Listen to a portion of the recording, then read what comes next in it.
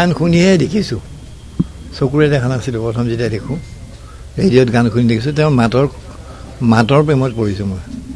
গতিকে সেই মাতটো নাইকিয়া হৈ গ'ল।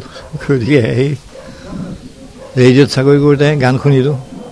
ছোৱালীজনী দেখা নাই, কিন্তু দেখাটো ধুনীয়া হ'ল। যেতিয়া চাব গ'লোঁ তেতিয়া ধুনীয়া হ'ল।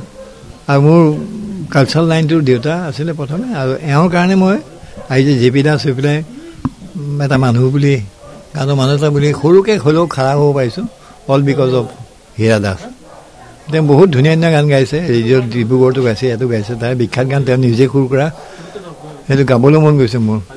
অকণমান এক লাইন চাম্বৰণী আকাশতে, বহুত পপুলাৰ গান আছিলে।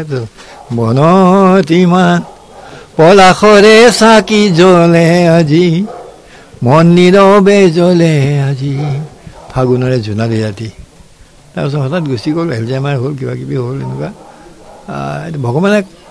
ভগৱানে লৈ যোৱা নাই, মই ভগৱানক দিছোঁ, দান কৰিছোঁ মই ভগৱানক।